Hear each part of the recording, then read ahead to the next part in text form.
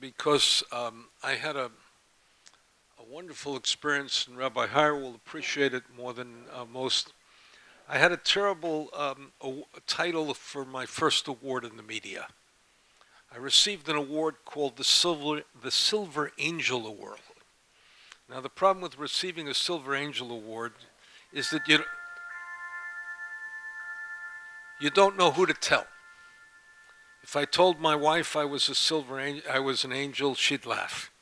She said, "Now I want you to put the cap on the toothpaste when you finish in the morning. I want you to lift up the seat. And please, my angel, take out the bloody garbage." If I told my teenage kids that I was an angel, they would laugh. They thought on most days that I was the devil incarnate. So what do you do when you get a Silver Angel Award? You call your mother. My mother says, "I know you're an angel, now try being a Mensch." And in my family, a Mensch is something you try to be again and again and again. Because a Mensch represents decency, it represents integrity, it represents authenticity, it represents passion, and it represents compassion. And as they give you the Mensch Award today, all of those characteristics are representative in what this man, this great leader, and this enormously impactful competitor has accomplished. So thank you very much.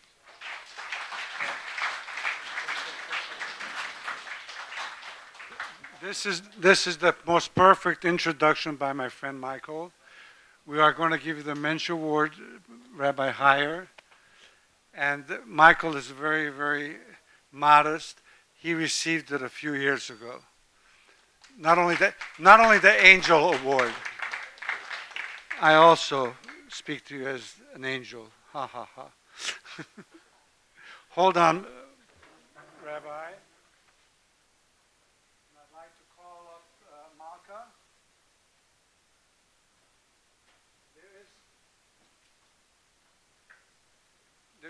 There is no Mensch without a Mrs. Mensch. And Rabbis and Malka has been on Rabbi Meyer's right side and left side, depending on where he's standing, for many, many years. And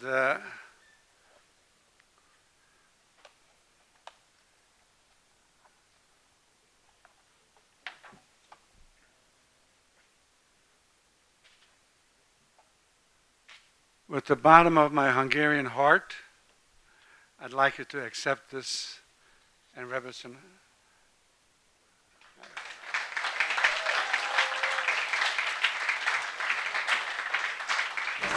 I think that calls for a speech.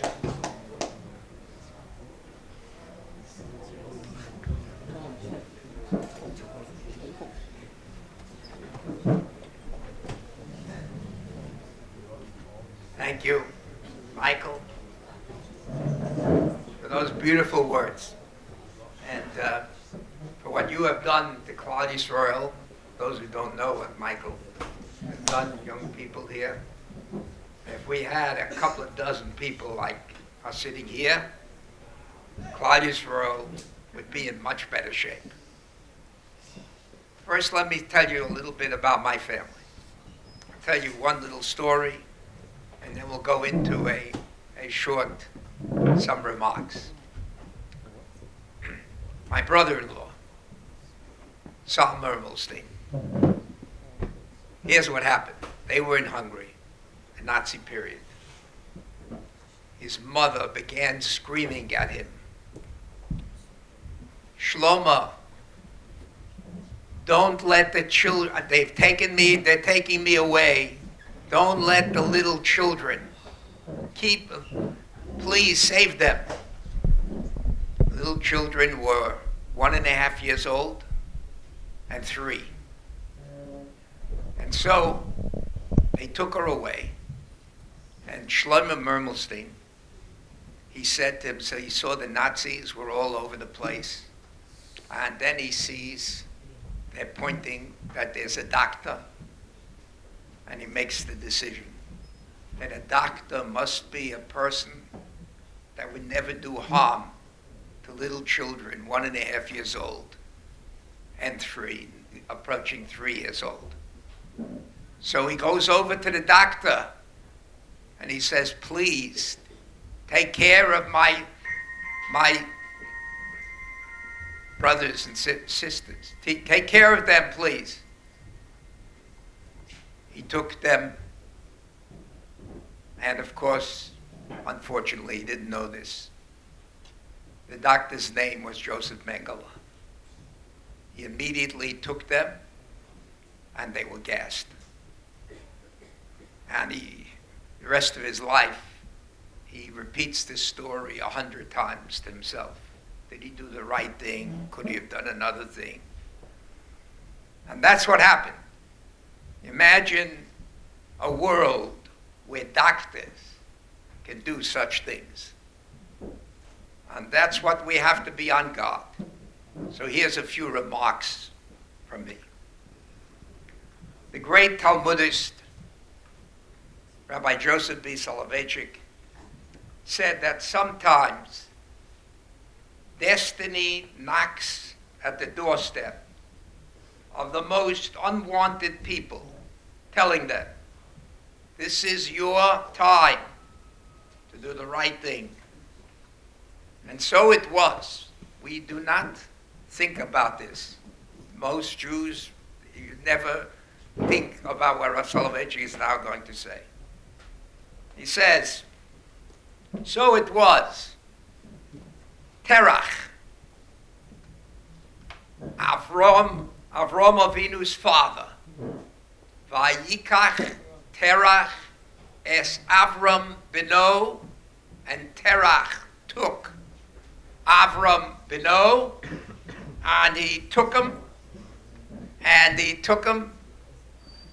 Avram Avinu, and he took him to Eretz Canaan. Then Rav Soloveitchik, he says, he had the worst record, Terach. He got a hold of his son and said to himself, this is my moment to finally do something right.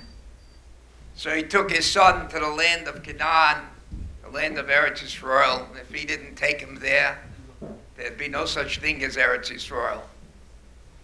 Each of us is given such a moment in history.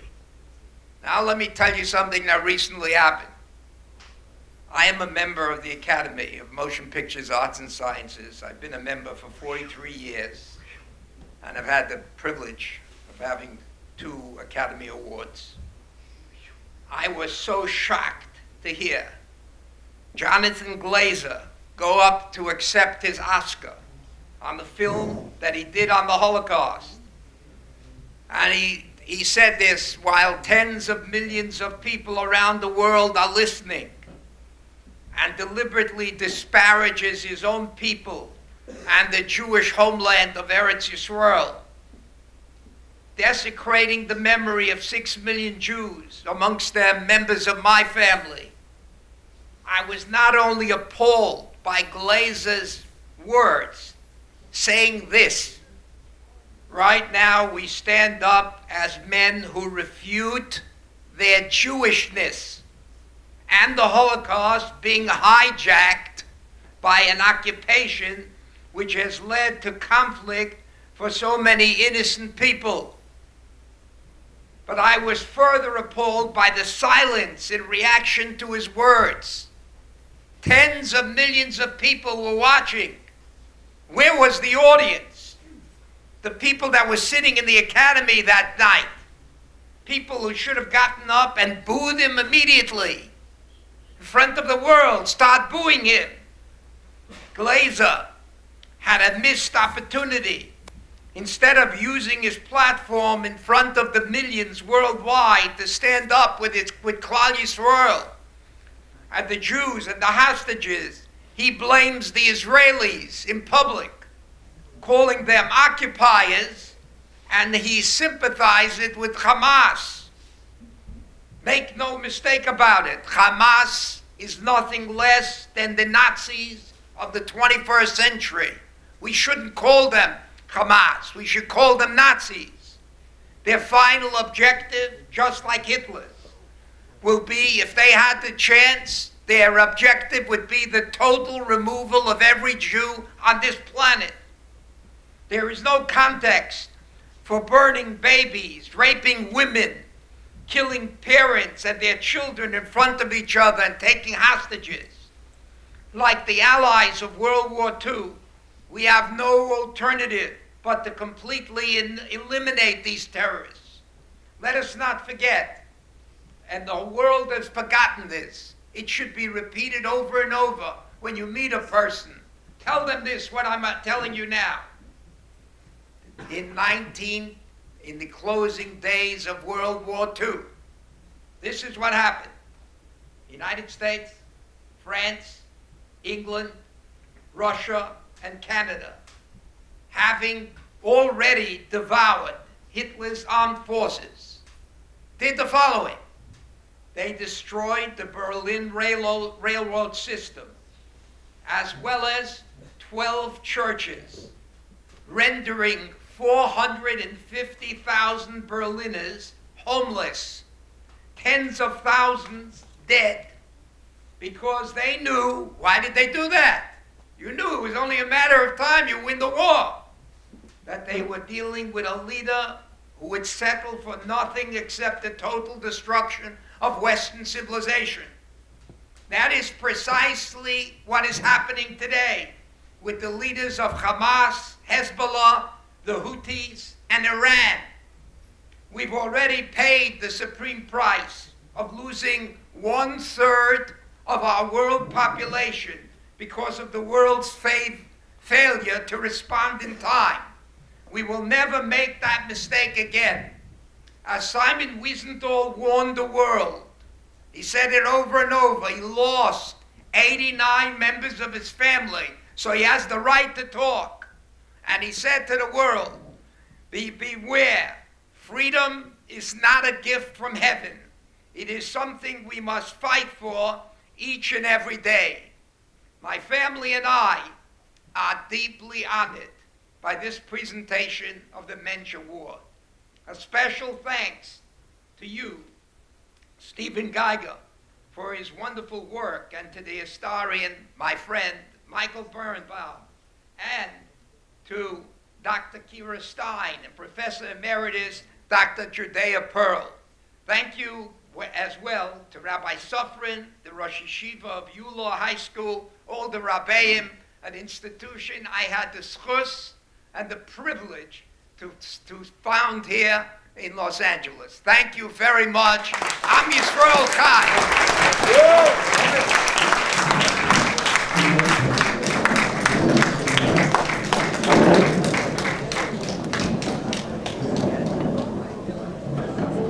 I see some of the students have to leave, but others please stay if you can. I'd like to introduce Professor Emeritus of UCLA, Judea Pearl.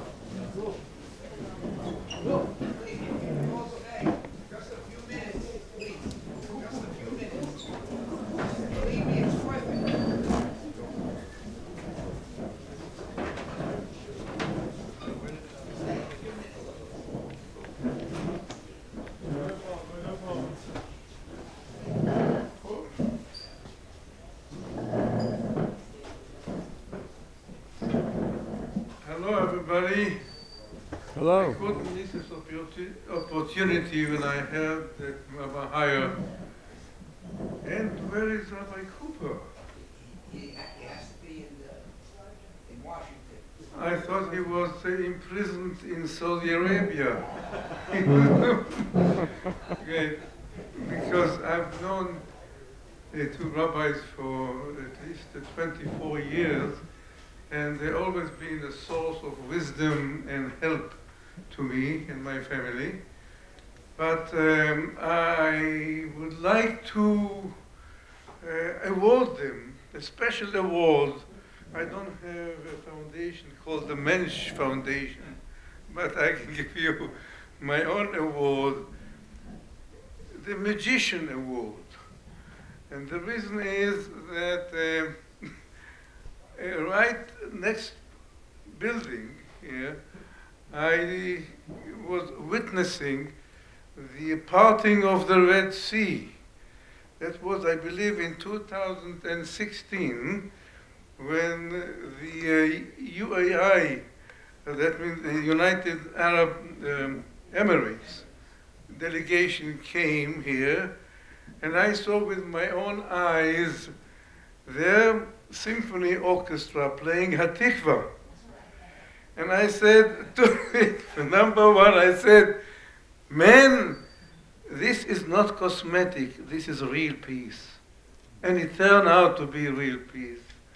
And the second thing I said to myself is, man, to convince the conductor to play Hatikva takes a magician. Thank you, Rabbi Hayer. I supposed to talk to you about the situation in academia at UCLA, where I've been for 55 years. And academia in general, I've been traveling and talking to many campuses. And some of you students are going to be college students soon, I assume. So let me tell you my perception of what's going on now. It has been in the news. We all know that there is a rising anti-Semitism in colleges. The way I see it is that we are facing now a concerted effort, campaign, you might say, or crusade, to erase the presence of Israel from the campus, to treat Zionism, to treat Israelism as a nuclear waste material, extremely toxic and ought to be avoided, but more than avoided is simply erased. Okay. And that shows itself in several ways. I'm going to give you a few examples and then I'll try to analyze the anatomy of the phenomena. So, a few examples. For instance, imagine you're sitting in a music class and the instructor tells you that we are going to analyze the music score of Wonder Woman. And one of the students said, I don't feel comfortable because the actor in that movie is Gal Gadot, and Gal Gadot is Israeli, and I simply feel threatened.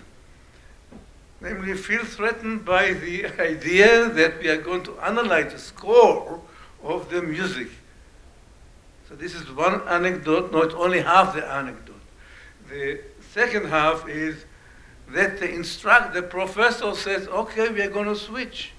Namely, we are not going to study the score of Wonder Woman. We are going to study the score of some other movies because we are studying music. Yeah.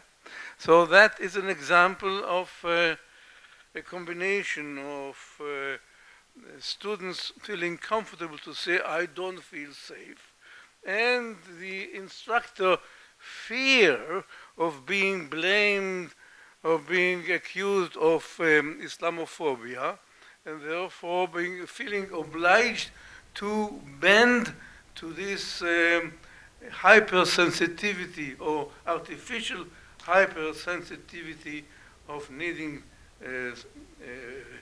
safe space. Another example, Tzipi Livni appeared here at UCLA about a month ago, and the threats, some organizations threatened to disrupt the event, and because of that threat of disruption, by the way, it was not a threat of protest, it was a threat to disrupt, okay? And because of that disruption, and the organizer not willing to embarrass Tzipi Livni, they have changed it from in-person event to a virtual event. Okay? And again, bending to a threat of disruption by organization which is identified and could have been disciplined but wasn't. But that's an example of the idea of erase any symbol that reminds you of Israel, especially a symbol of a woman, especially of a successful woman, especially of a symbol that perhaps may arouse sympathy. Erase those symbols from the campus, lest there be sympathy for Israel. Berkeley, about 2 weeks ago, there was a lecture designed to be given by an Israeli attorney named Ran Bar Yehoshaphat. And he was, again, the threat was of disruption, but it wasn't only a threat, it was a real disruption. And dozens of people invaded the lecture room and didn't let him speak, of course, shut him down. And he had to leave the place through an underground tunnel from the lecture hall. Yeah. And again, I don't even think the university apologized for that, but definitely the organization that produced the threats and organized the people and invaded the lecture room was not disciplined. By the way, today a Jewish professor by the name of, I forget the name, Ran was his first name, is doing a sleep-in protest. He's sleeping in his office to Hasner. Thank you. Sleeping in his office to protest the administration handling of the case. I think the least we can expect from the administration is to apologize for not having sufficient security and to re-invite the lecture again under well-organized security. The last anecdote that I'm going to mention here is a professor from UCLA Medical School, Geffen Medical School, participated in the UCLA delegation of professors to Israel. They took a 2 weeks trip to Israel. She returned, and the student discovered that she has been in Israel.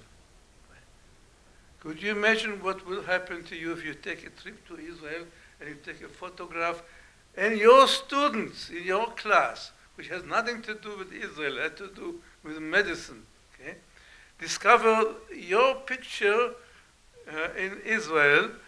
Of course, the first thing the students do is complain to the dean or the chairman that it doesn't feel safe to be instructed by this lady, by the professor. And second, that they fear that she wouldn't be fair in grading. That's only half of the anecdote.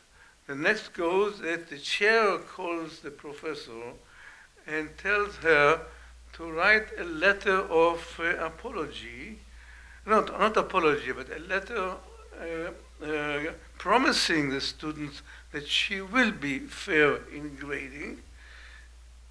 It's a nice ending because she refused to do that unless all professors are instructed to write a letter to the students that they're going to be fair.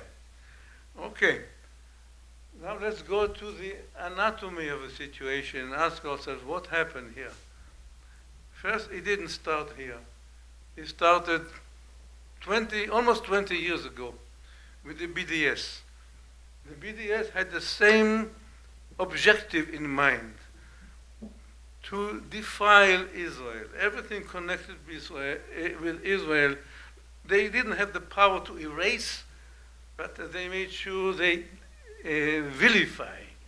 Okay, so they had produced resolution after resolution against Israel under for the purpose of just boycotting Israel. There's nothing wrong with boycott, right? It's just a matter of refusing to buy certain products or refusing to collaborate on that. And the resolution, most of them were turned down, both by the student organization and by the administration. The administration rarely complied with the demands for boycott Israel, even if the resolution was approved. And we thought we are winning. We thought we are winning, and they won, because their purpose was not to boycott. Their purpose was to put Israel on the accused bench and to tell the campus they have done something wrong. So even if the resolution is rejected, they won, because Israel was for 24 hours on the accused bench. And assuming that you are a Korean student who doesn't care from the Middle East, who doesn't care about Israel or anything, you just listen again and again. Israel is accused of doing something wrong, or she must have done something wrong, right? And that created the atmosphere that there is something wrong with Israelism, and that's what brought us to the situation that the mindset of the students and of the professor together have changed, and we have here what we are witnessing today. Now, what have changed in October 7th is not the idea, but the magnitude and the gullibility of our young students, the students that you would expect to exercise some reason, the students who can even prove Pythagoras' theorem, or multiply two numbers, and they believe that the Hamas didn't do all these atrocities. They really bring themselves to believe that all this is a production or manufacturing of Israeli Hasbara. That had never seen before. This ability of reasoned Homo sapiens, okay, to convince themselves that nothing happens on October 7th, and that Israel is a villain, and there's genocide going in Gaza, which, by the way, is very close. The numbers are devastating. We should admit that.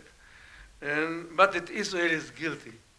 And that is nothing that you can do to talk about in favor of Israel. Okay, I would like to say at the same, to end on a positive note, that there is an awakening on the Jewish community, on the faculty, and is Kira going to speak here? Is Kira? Yes, after you. Ah, after me, yeah. She's organizing a Jewish community, yeah. The trouble is that we are dealing with a very slippery administration, and the administration not only does, yeah. Just go on speaking.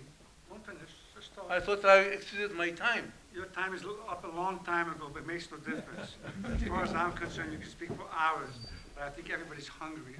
They look like they're starving to death. So there is an awakening among the faculty and among the students, and I believe we are going to win. So that will be my last word.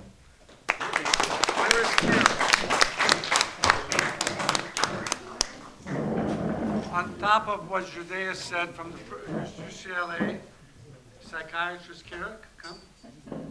Thank you, Judea. Thank you very much.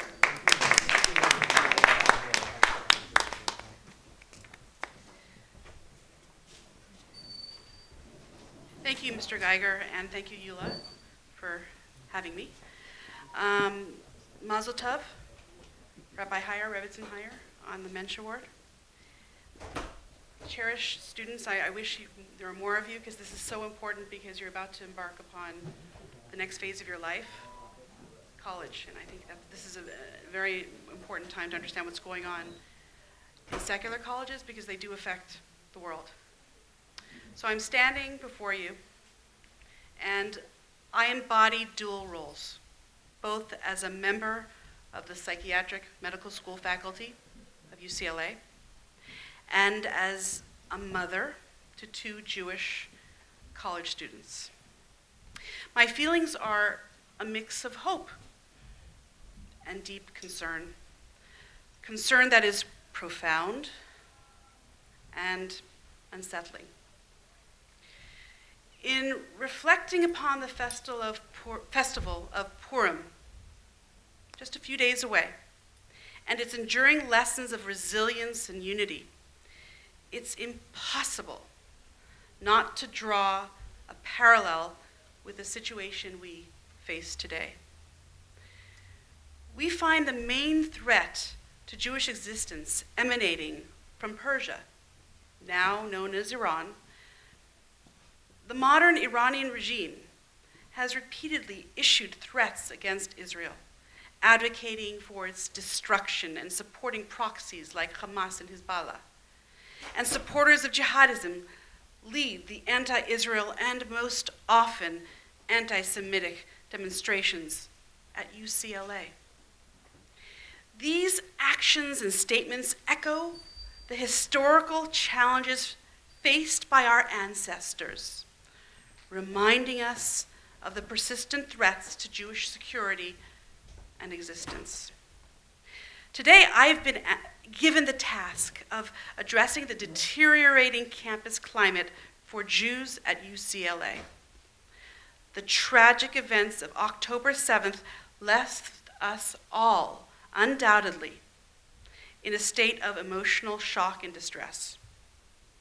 However, the ensuing tsunami of worldwide anti-Semitic and anti-Israel demonstrations that ensued compelled me and my colleagues to take action. Echoing the wisdom of Dr. Viktor Frankl in his seminal work, Man's Search for Meaning, even in the grimmest of circumstances, if one can find purpose and meaning, then hope and resilience can also be found. As the world seemed to invert, I found myself motivated by a purpose beyond my clinical practice and educational duties at UCLA, with a newfound determination to tackle anti-Semitism at a campus-wide level. Hence, I turned to my strengths and started a support group for my UCLA colleagues who were facing an alarming spike in anti-Semitism at UCLA. Thus, the Jewish Faculty Resilience Group was born, affectionately named JFrog. Not because it has anything to do with frogs, nothing to do with Pesach. No, it's just because it's a lot easier to say, JFrog. In our initial gatherings, a group of 20 of us came together to mourn and find solace in one another. By our third meeting, however, our collective resolve had reignited, mirroring the very resurgence of anti-Semitism we aimed to combat. Meeting after meeting, our numbers grew, as did our strength and our resolve. As anti-Semitism intensified at UCLA, the Jewish Faculty and Staff Group, JFrog, transitioned from a mere support organization into an activist coalition of over 120 UCLA faculty and staff, including some non-Jewish allies, dedicated to confronting the growing anti-Semitism and anti-Zionism on campus. I'm sad to say that the situation at UCLA has deteriorated significantly. the Faculty for Justice in Palestine already has dozens of chapters established across the United States, including UCLA. And we know the jihadist community has been working hard over the past 20 years, fomenting a comprehensive and well-funded anti-Semitic, anti-Zionist program dedicated to miseducating the younger generations with the simplistic oppressor-oppressed narrative that distorts Israel, Jewish history, and Jews. Various forms of anti-Semitism have emerged at UCLA, ranging from graffiti and harassment to explicit threats. These actions have fostered a hostile atmosphere to Jewish students and faculty who face bullying and exclusion simply because of their identity. Anti-Semitic content has penetrated academic contexts, with hateful stereotypes being propagated during lectures and academic gatherings. Jews often encounter anti-Semitic propaganda and aggressive activists clad in keffiyehs and masks while navigating campus, compelling them to steer clear of certain campus areas altogether, even though UCLA's rules forbid wearing masks for the purpose of concealing one's identity to intimidate. Recently, as Yuda mentioned, a speech by Tzipi Livni, an Israeli diplomat known for her peace activism and advocacy of a two-state solution, was moved from in-person at the esteemed Royce Hall to Zoom because of threats made by Students for Justice in Palestine that also advocated for the demonstrators to hide their faces under keffiyehs and masks.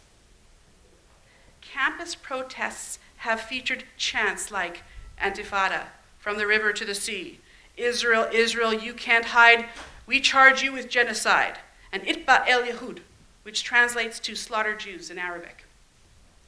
Anti-Semitic activists on campus have hurled insults such as dirty Jew at students wearing kippahs, calling for the annihilation of the Jewish state and its people, attacked a piñata while shouting, beat the effing Jew, and brandishing large dagger-like knives to destroy posters of Israeli hostages. As we all know, throughout history, Jews have been subjected to unfounded accusations and stereotypes. During times of plague, Jews were accused of poisoning the wells or spreading illness.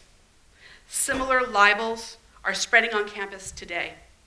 In response to an outdoor Shabbat table exhibit at UCLA with empty seats symbolizing the Israeli hostages, one student's social media post warned, "Please be masked and covered if you are taking this exhibit down. Zionist sets have been laced with toxic chemicals." And recently, the UCLA Cultural Affairs Commission even put up a social media post accusing Israel of harvesting Palestinian body parts. The sharp decline in the number of Jews attending both UCLA undergraduate and graduate schools has further marginalized Jews at UCLA, making it easier for anti-Semitism to effectively intimidate and silence them. This paints a devastating picture at UCLA. So, what is the Jewish faculty leadership group doing? What is JFrog doing? Hiding? Burying our faces in the ground? Leaving town? We committed ourselves to galvanize Jewish students, our fellow university faculty members, administrative staff, and the broader community to stand up with pride against anti-Semitism, to advocate fervently for Zionism, and to ensure that Jewish history, culture, and religion are represented genuinely and powerfully.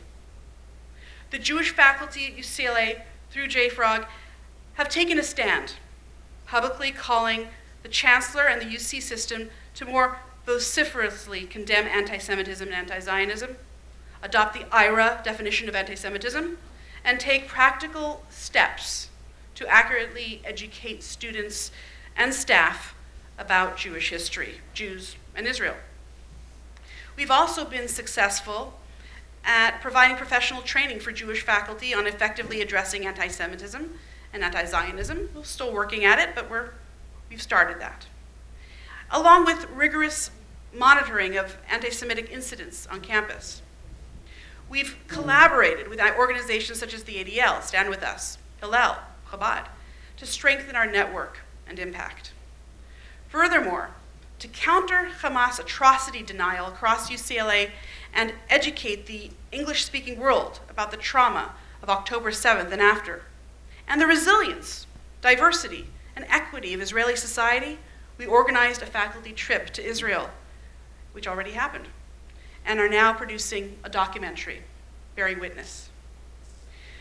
We will be marching to the UC Regents meeting tomorrow morning to present public statements, share our experiences, and make our case for stronger, more decisive action by the University of California. It will be dangerous, as the opposition is well organized, funded, and already agitating. And thus we've asked for and hope we get security. With all our efforts thus far, we have found the UCLA administration's response to anti-Semitism to be tepid at best.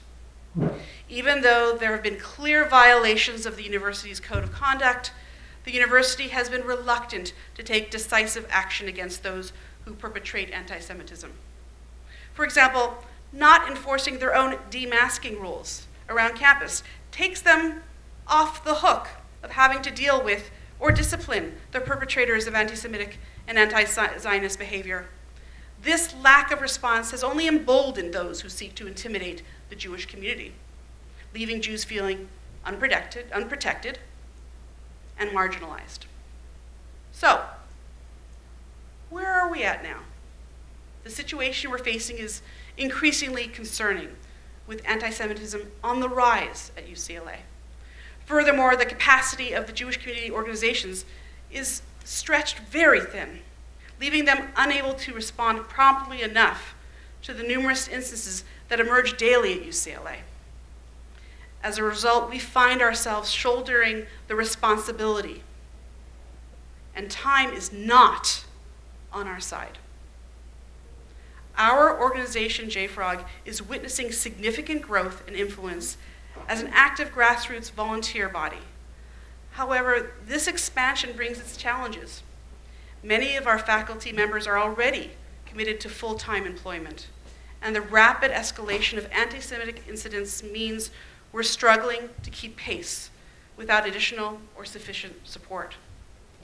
To continue our journey towards effective growth and to successfully counter each act of anti-Semitism, it's become clear that hiring staff to execute our projects is imperative. This will ensure we maintain our momentum and achieve our goals. But to do so, we require urgent community support and assistance. So, to do this, we need you. The severity of these incidents and the strength of the faculty for justice in Palestine require an equally forceful response from the broader Jewish community, at least an equally forceful response. Yet, despite all the publicity of congressional hearings and insipid, vitriolic, venomous, anti-Semitic and anti-Zionist protests and activity on college campuses, Jewish faculty and students on campuses like UCLA are not receiving the community support necessary to fight the battles that need to be fought to keep anti-Semitism from overflowing from the campus onto our communities. If you think Jews are the canaries of the world, then understand me now. Jews on campus are the canaries of the wider Jewish community. So here is the good news. And that brings us back to Purim, a time when we celebrate Jewish survival against seemingly insurmountable odds. It's not just a story of the past, but a reminder that when we stand together, support one another, and face our challenges head on, we can overcome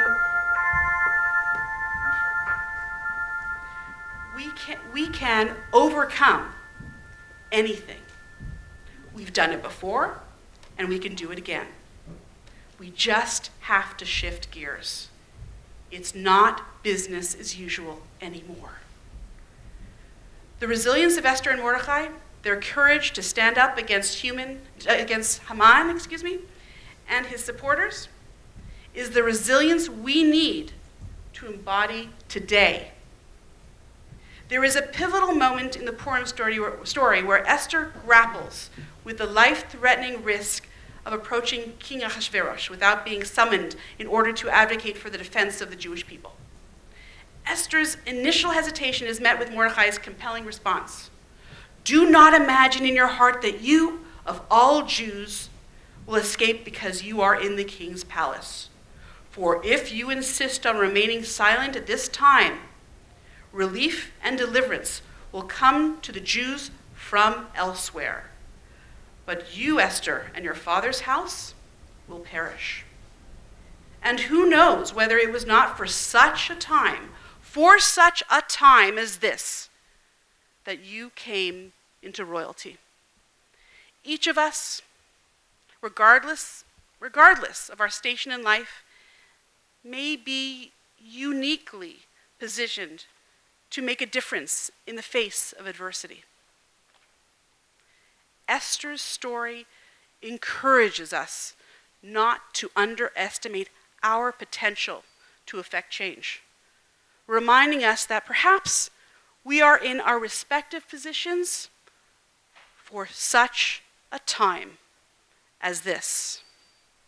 We each have a role to play. So, I ask you, what's your role? Am Yisrael Chai.